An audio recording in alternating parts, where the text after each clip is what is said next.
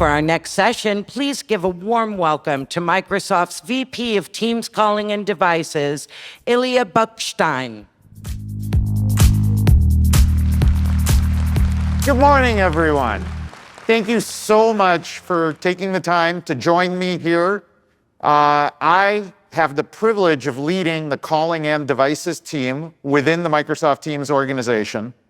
And today, I want to talk a little bit about the trends we are seeing in the industry and how we are trying to help you as both users and AV and IT professionals to meet these trends. Now, one of the most amazing things, if you've ever had an opportunity to see in nature, is when two storm fronts come together. And that is, in many ways, where I think we are today in technology. We are still working through what it means to work in a completely different environment.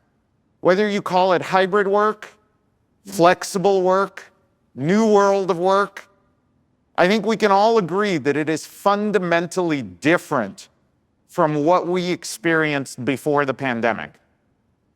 All of the companies that we work in are trying to find their way, whether it's however many days a week that people come in, whether it's norms for how we deal with every meeting now having remote participants.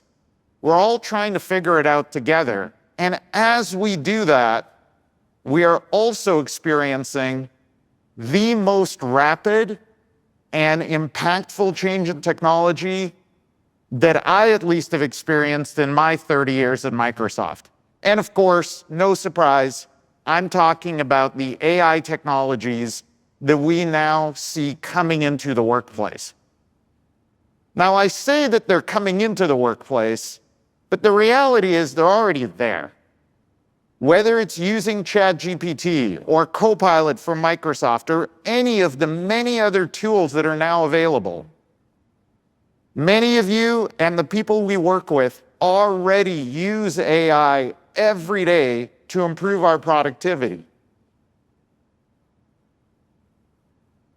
But how do we deal with that in the room devices that we support, in the meeting experiences that our users want to have? How do we make sure that AI increases productivity and doesn't act as a distraction? So again, as we're trying to figure out flexible work, we have this amazing AI trend, and that is creating some tension. There is a tension between companies wanting to make sure workers come together, have the most ability to be creative, to brainstorm, to innovate, and employees wanting to continue to have flexibility. At the same time, many workers yearn for more in-person interaction, especially if you're coming out of college, if you're new in your role, if you're new to a company. At Microsoft, almost half of our employees joined during the pandemic. For 2 years, they didn't see their fellow employees or their manager in person. These folks really want to come in to meet the people that they team with. So how do we balance these tensions? At Microsoft, we refer to this coming together of all of these tensions and needs as, moving forward, the connected workplace. We believe the connected workplace is what all of us need to build together to provide the most flexibility and productivity, all based on a foundation of these AI technologies that we will all get to leverage. What I want to focus on for the next 40 or so minutes are the new products and features that we are delivering for the connected workplace. It all is based on a foundation of great management and IT capabilities that many of you use to deploy Teams, to manage Teams rooms. On top of that, we have new capabilities for the workplace with Microsoft Places.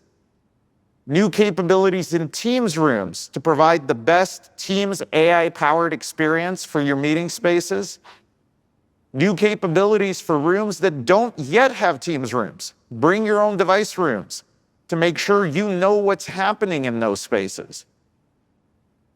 And of course, new capabilities in Teams for even better meetings, and with Mesh for immersive meetings. So let me start by talking about your physical spaces. We know that every environment has a mix of all kinds of spaces. In fact, no two spaces are alike. Whether it's the types of walls they have, glass, open door, open environment, or the technology in the room. We know that every space needs an experience and a set of technology that is optimized. So we are working to deliver Teams rooms for all those rooms where today you want to have great video meetings and tomorrow Copilot-powered AI. But of course, as I said, we know not every room will have a Teams room yet. From the customers I talk to, on average, about half of the physical rooms they have don't have any meeting technology. So they would be what we call BYOD room. They may have a display, they may have a USB peripheral. The interesting I find is almost no customers know exactly how many of these rooms they have. I ask every customer one common question: how many rooms do you have? And they'll tell me, this is how many Teams rooms, this is how many Cisco rooms. No, how many rooms all up? I am now up to 2 customers who have known the answer, and it's because they had moved into new buildings. For the most part, customers know, well, we cut a PO for this many speaker pucks or this many meetup bars. Are those still there? Have they grown legs and walked away? Are they being used? Do they have great meetings? That is what we are trying to address with the technology I'll talk about in a minute, where we are going to use the Teams client to give you more insight into those BYOD rooms. And then, of course, as folks do come back to the office, the personal space they have has fundamentally changed. We are seeing companies move away wholesale from reserved offices or allocated desks, much more to shared bookable desks. The reason being, very simply, if I am going to sort of pay the price of commuting into the office, the return I want on that investment is not sitting at my desk in a Teams meeting. It's interacting with others in meeting spaces. So companies are reducing the amount of personal space, but to do that, they need insight into who is booking desks, when are they being booked, is the equipment working there? And so between teams and places, that is what we're striving to do. Let me start going through this list of spaces by focusing on Teams rooms. Thanks to all of you and the many partners that I see looking around, and I'll just say it is so incredible for me to look around and see EPOS, Aver, Poly, Salamander with this great stand here, Smart, Sure, I could keep going. All these companies now actively being partners, helping us, helping you to deliver Teams rooms to all your spaces. And it is thanks to them and all of you that we have crossed over 1 million Teams rooms sold, and over 70% of the Fortune 500 use Teams rooms today. So a huge, huge thank you on behalf of me, my colleagues who came up with this idea about 8 years ago. Thank you for the support for Teams and Teams rooms. That does not mean that we're standing still. So for Teams rooms, we have a few key initiatives that we are now delivering on, and I'll start by talking about the user experience. Top of mind for us is, of course, making sure that Teams rooms enable an amazing Copilot experience. To do that, it all starts with knowing who said what. I don't know how many of you have been in a room, turned on transcript, and it just said, room said this, room said that, and it's useless. We know that to be truly useful, Copilot needs to know what Ilya said, what Kendra said, what Carrie said, and that makes the transcript more useful, and of course, the recap, summary, and notes more useful. So now in public preview, we have speech recognition for every Teams room, regardless of hardware. Any employee that enrolls their voice not only gets personalized voice isolation, which internet gods willing, I will demo shortly, but they also will be recognized and attributed in every Teams room they go into. Enrollment is extremely easy. We will be rolling this out to every Teams client very soon, about mid-July. It takes less than 30 seconds, and we will be prompting users to say, wouldn't you love to get the benefits of personalized voice isolation by doing enrollment that I'm showing right here? So you can expect to see every Teams room be an amazing Copilot device. But that Copilot today is your Copilot, my Copilot. It is personal. But we don't work individually. We work in teams. So at Microsoft Build, we announced Team Copilot.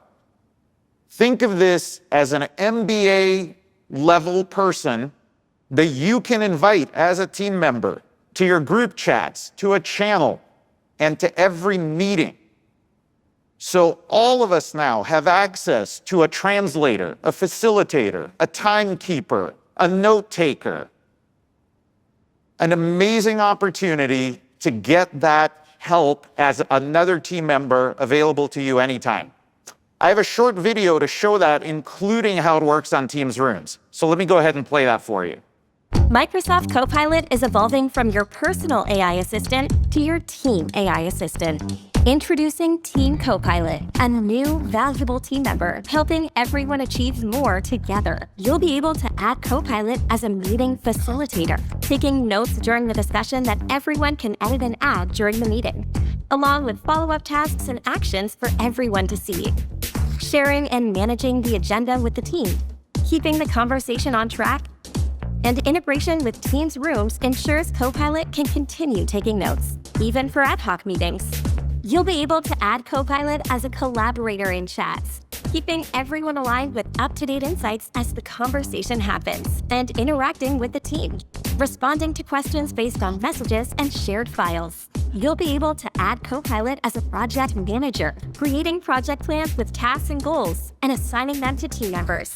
Copilot can also take on completing tasks on behalf of the group, notifying team members when input is needed, and facilitating group collaboration to complete the task.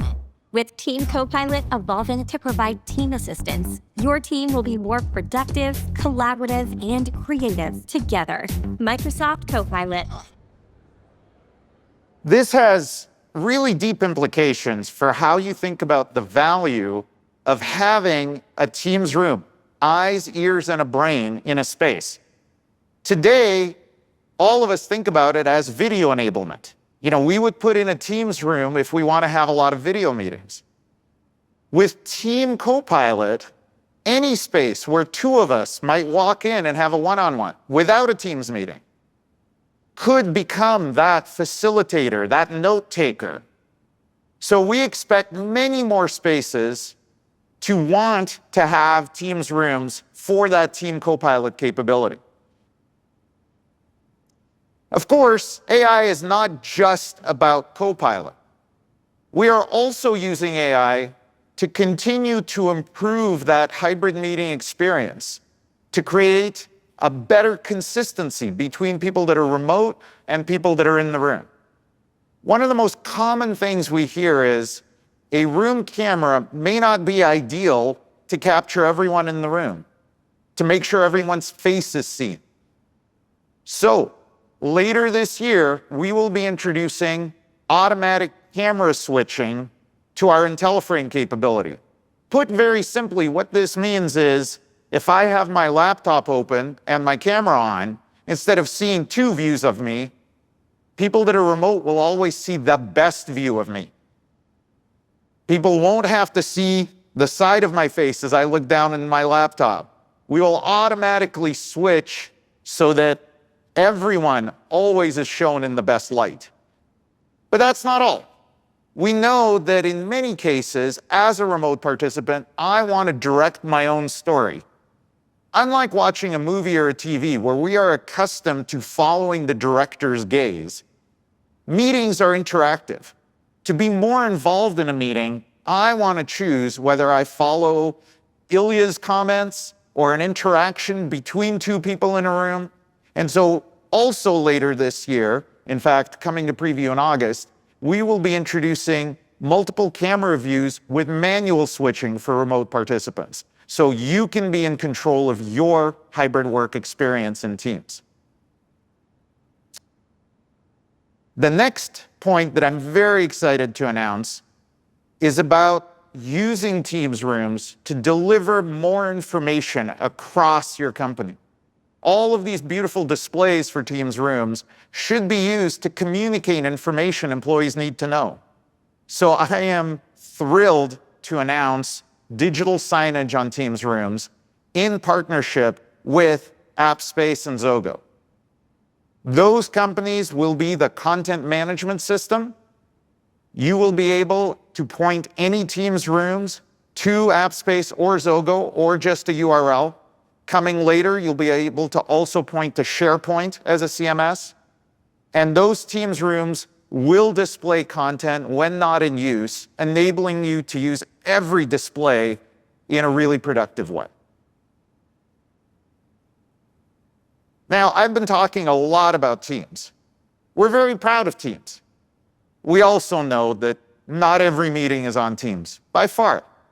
You may have Teams as a standard internally in your organization. You can't control what meeting invites you get externally. So we took an initial step to lead the industry a few years ago to create Direct Guest Join, a web standards-based way of doing interop so that you can join Zoom meetings, WebEx meetings, GoToMeetings on Teams rooms. We have heard a lot of feedback, though, that some of the inherent limitations of those web standards may be too limiting. The ability to only support a single display, for example. So we have partnered with our video interop providers, and I am super excited to introduce SIP-based interop for Teams rooms. Put simply, this will enable one-touch meeting join for any SIP-based meeting, Zoom, WebEx, Google, powered by PECSIP initially and later our friends at Cisco. Very simple experience, no typing in SIP addresses, one-touch join, full support for dual displays, HDMI ingest in the room, all powered by that SIP interop provider of your choosing. Last, but certainly not least, I want to talk about BYOD rooms. I mentioned earlier, these are effectively dark to IT today. So we know that when people come in to use those rooms, they plug something in, whether it's a display or a USB peripheral. And we can get that information from the Teams client. So we're now using that to improve both the user experience and the IT experience. For the user, we've introduced shared display mode.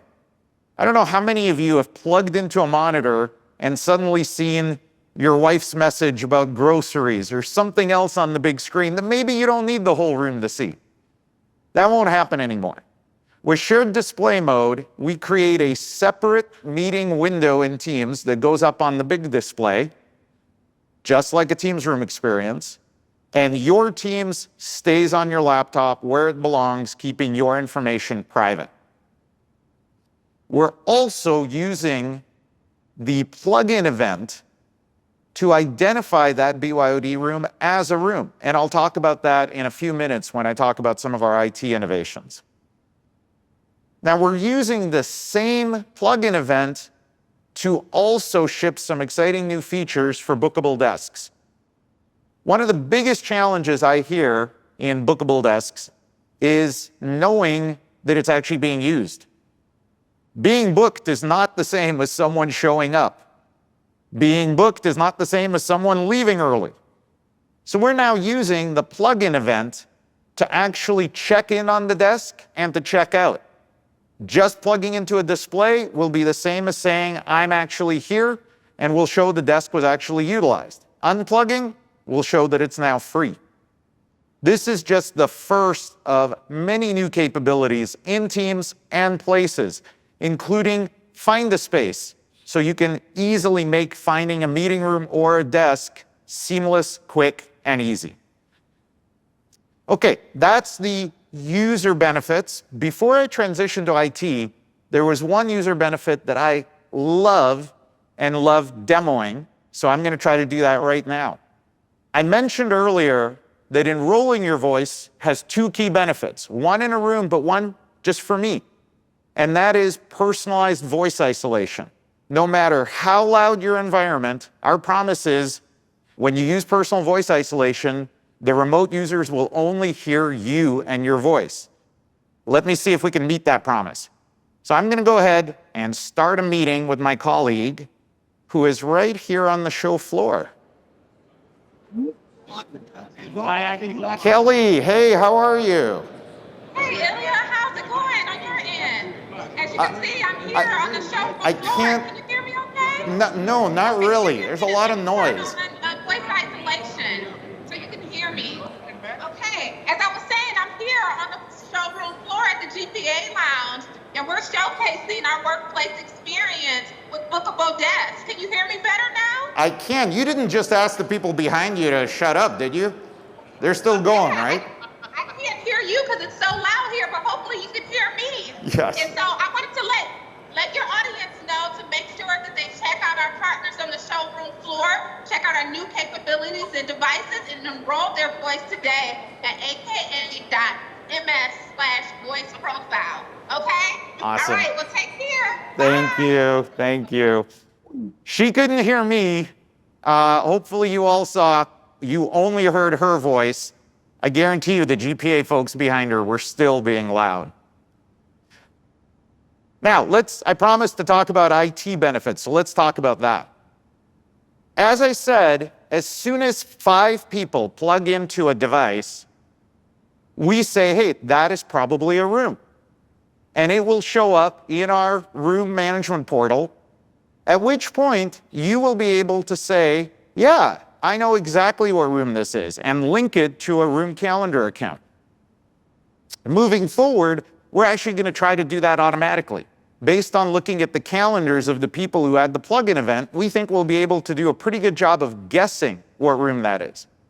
As soon as you have identified that as a real room, we start tracking insights for you. So today, if you see, Ilya had a bad meeting and Kendra had a bad meeting, you're going to assume it's something to do with our laptops. But if you see we both had a bad meeting when we were in that BYOD room, you might want to go check the firmware version of whatever device is in that room, and we can tell you if it's out of date. So not only will you be able to get a lot more insights into these spaces that are dark today, but you'll be able to ensure that people who go into those spaces have great meetings and make, we think, much more intelligent decisions about your investments. Which of those spaces get used so much that they deserve an MTR? Microsoft Teams Pro Management can now discover newly introduced peripherals, like a microphone, camera, or display, in all shared spaces, even non-Microsoft Teams rooms. That means IT admins can better manage spaces by automatically tracking any microphone, camera, or display that gets frequently used. In the Microsoft Teams Rooms Pro Management portal, the peripheral will show up in the Devices tab and can be assigned to a room along with the other peripherals in that space. And now, usage reports and technical details for shared spaces are all in one place, allowing for easier troubleshooting. Device discoverability is also possible for bookable desks in shared office spaces. When employees connect to a device, like a monitor, IT is now automatically alerted to new desks and no longer needs to manually track and add peripherals. Once the devices are associated with a unique account in the Teams Room's Pro Management portal, the newly created room or desk is available for employees to reserve. Organizations can now facilitate more fluid interactions between people and shared spaces, empowering better collaboration. And this capability is available today, so I invite you to please try it out. The other thing that is available as of today is autopilot for Teams Rooms. I am thrilled to announce that this has hit general availability. It was in public preview. And this means that you can roll out a Teams room like this Surface Hub, fully deployed from plugging into live, literally in minutes. We've deployed a Surface Hub on stage in 7 minutes in Enterprise Connect. Of course, it depends on your network speeds, but our goal is to make deployment go down from days, from hours, to literally minutes for any Teams room. Along with deploying, of course, the other key ask we get is remote access. How do we make sure that that all the settings on a room are correct or that something hasn't gone wrong? And so I'm thrilled to say that we've now shipped remote access for Teams rooms such as this Surface Hub. So let me actually show you what that looks like. Okay, so here you're seeing our management portal. That Surface Hub is conference room add-ons. So I'll go ahead and click on here. I could, of course, go do many different things in terms of looking at status, events, but I'm going to go ahead and hit remote access and start that session. So this is a new, secure, manageable way of connecting to the device that we have developed for Windows. And we will be shipping the same thing for Android in the future. And now on the screen, you see the console for this Surface Hub. So I'm going to go ahead and do something really simple but visible. I'm just going to change the background on the device.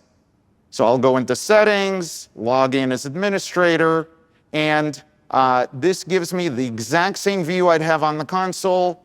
I can go on into Select Background, and let's see, let's pick something fun. I like lime, and I can't see it, but hopefully you will see now a lot of lime on that Surface Hub. Just one quick capability, but as you can imagine, extremely powerful for those of you that are now managing hundreds, if not thousands of rooms. Let's go ahead and switch back to the slides. Thank you.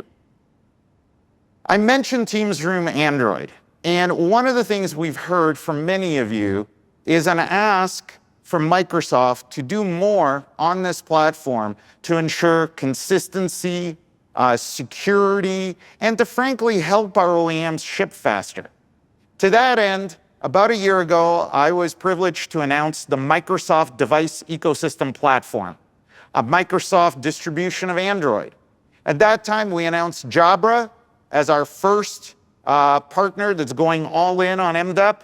Today, we have Jabra and Yealink committed to MDEP on every Teams Android device. And it is my privilege to announce Barco as our latest MDEP partner. Barco is joining our ecosystem and will be shipping a variety of Teams devices on Android, all based on MDEP. To enable our partners to bet on MDEP, we're also expanding our SoC support, now supporting not just Qualcomm, but also MediaTek and Rockchip. And this is just the beginning. You will continue to see more and more partners, more and more SoC support as MDEP becomes the primary standard for Teams rooms on Android. Now, there are areas that I just have not had enough time to cover in depth, but they're so important that I want to make sure to mention them. One is, we believe many meetings, especially large events, will benefit from being more immersive. To that end, we have Microsoft Mesh, part of the Teams Premium offer, that enables immersive, fully VR or AR experiences across Teams meetings. And also part of Teams Premium, currently in public preview, is Microsoft Places. Microsoft Places is our response to the ask we've had from many of you to understand more about how your users are using space and to help users know when to come into the office and what space to go to.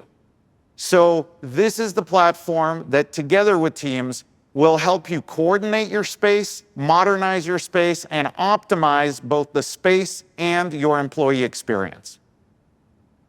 So that has been just a short tour through all of the new capabilities that we are delivering for the connected workspace.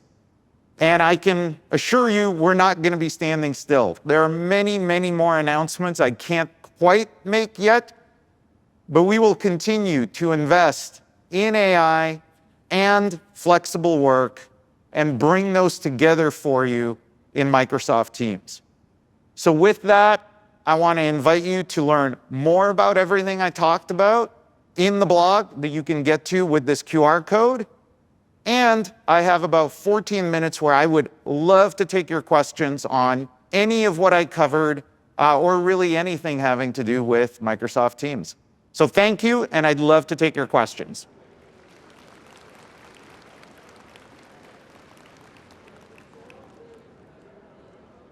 And there's a mic right to the side there. Hello. Hello. Mike Winters, Mission Analytics. Yes. I'm an AV integrator, and I do conference rooms and control rooms. And in every one of them, ever since, COVID, the end user, instead of going to his old school Cisco codec, which he has, and we have to integrate, says, well, I'm going to use, it was Zoom now, predominantly Teams or WebEx. But he basically has a laptop that now needs to integrate with my standalone AV system. So why do you still have that standalone codec instead of a Teams room? Ask them. The government requires him to have it. Okay. So he has it in case the other end only has the codec, but they also have a laptop. So it's just sitting there kind of dormant. Okay. It's not, sometimes I sell it to them, sometimes it's issued, it doesn't matter. It's just in the room.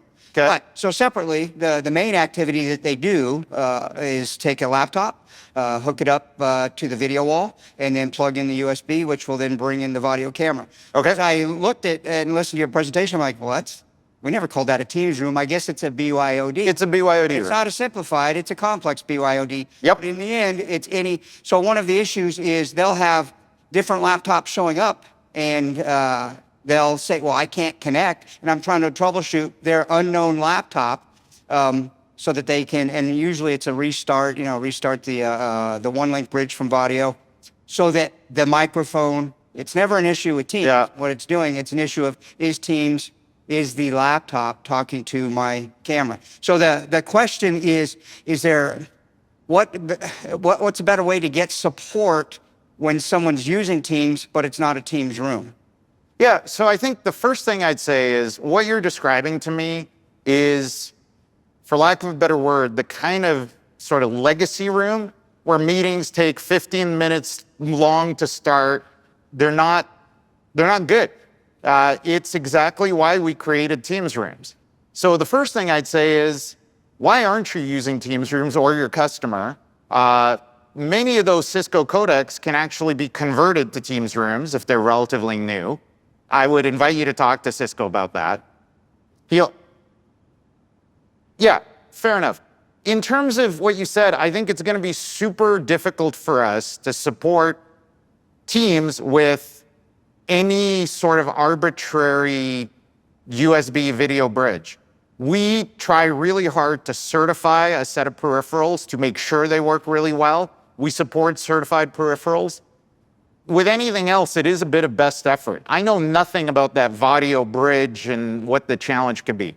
So, I would encourage you to help your customer modernize. I think that's the best answer I can give. Of course. Back somewhere. Yeah. Oh, hi. Totally different direction. Hi, my name is Lourdes Martinez from Puerto Rico. Does the Team Copilot operate in other languages? Yes, it will. Yes, absolutely. So both Copilot and Team Copilot will support a broad set of languages, eventually all the languages that we support Teams in today. I don't, in my head, have the timeline for which languages, but we can certainly, if you give me your contact info, we can get back to you on that. Yes. Hi there. Hi. TJ from ABI Systems. I run the training programs for the company. And sometimes when I'm running meetings or trainings, I'm doing things like breakout groups or polls or other interactive Yes. in Teams, right?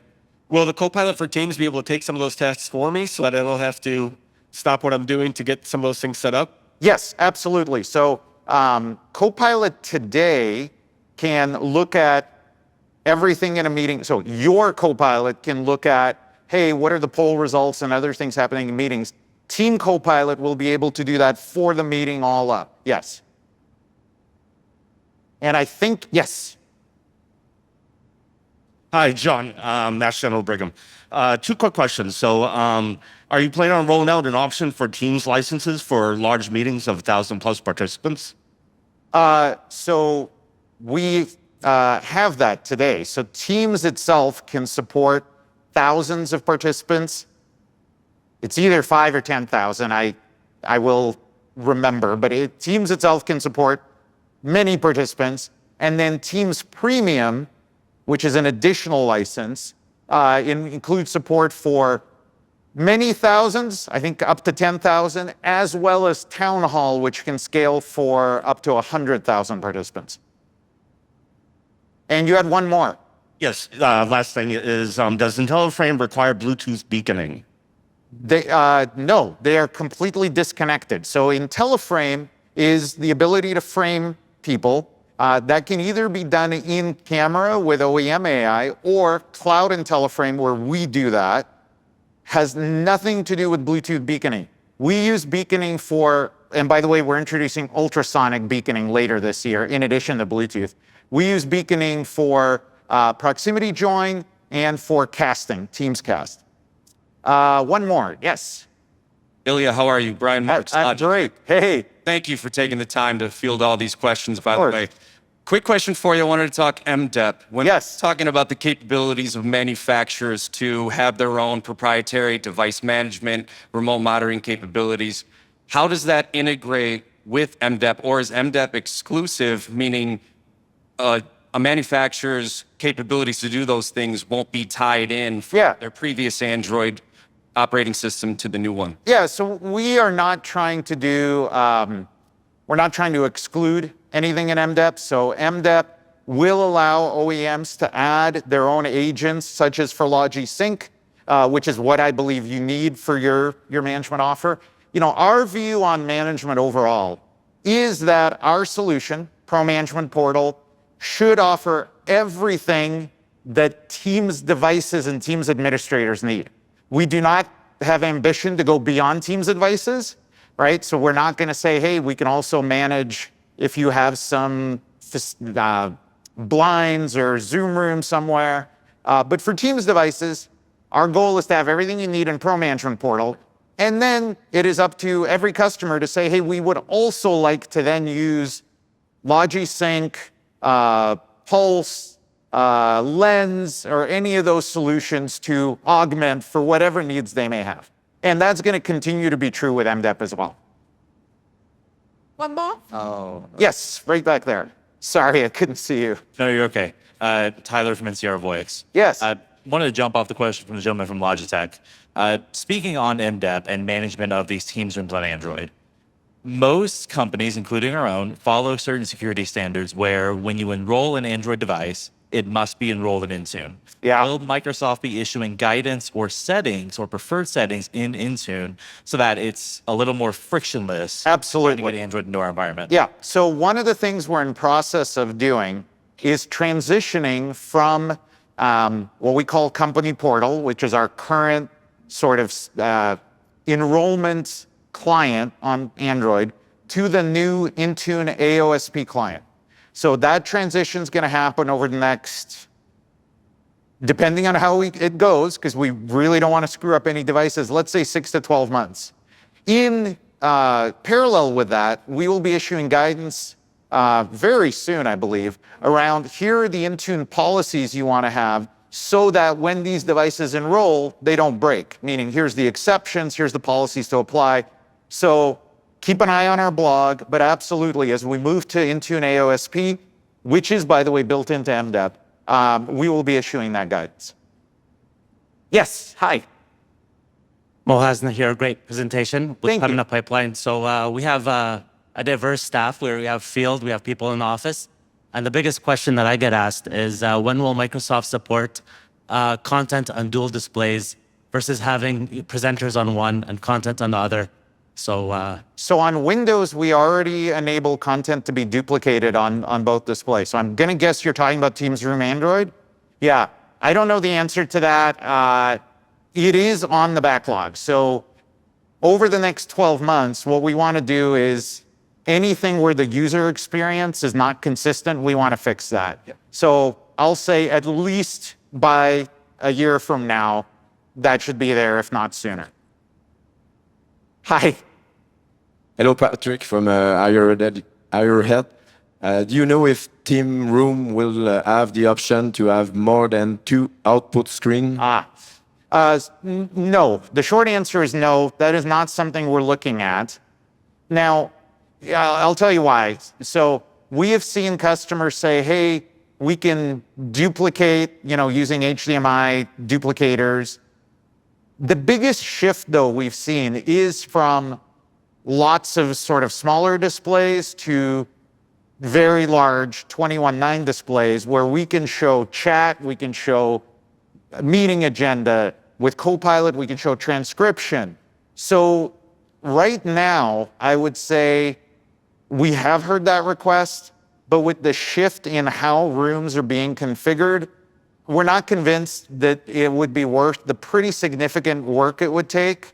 If we do it, by the way, we do it on Windows first, if not only, because it's a lot harder, frankly, on Android. So it's something we'll keep looking at, but right now it's not anywhere near the top of our stack. Sorry. Yes.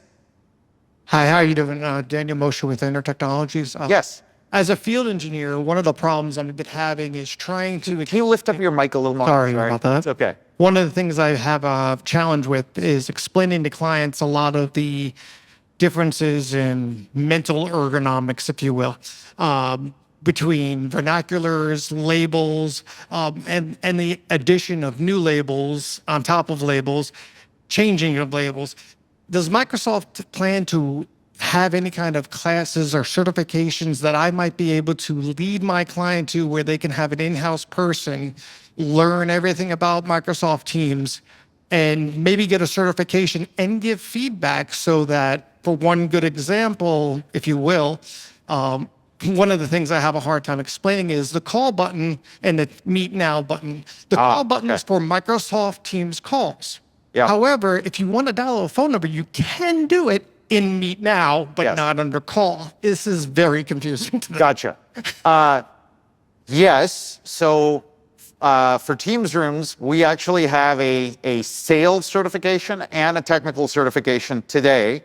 I don't know what we have for Teams overall, but I believe we have multiple certifications and classes. Carrie, who's in the black dress right over there, and she might have the very specific URL for you for certification and training. If not, we can get your info and send it to you. I have 21 seconds, so I'm going to guess no more time. Well, maybe one last question. Can I? I've kind of got the no. The question is, anything else on digital signage? I can tell you that we're very excited about AppSpace and Zogo. You can go see it in action. AppSpace has a booth. I don't know if Zogo does. You can see it in action now. We will be adding SharePoint as a content management system. We are open to working with others providers. Honestly, we've wanted to deliver this for a long time. So I could just say I'm very happy that it's coming in the next couple of months, it'll GA. So with that, I don't want to take any more time. I, again, really sincerely want to thank all of you for taking the time to be here and mostly for your support of Microsoft Teams. Thank you so much.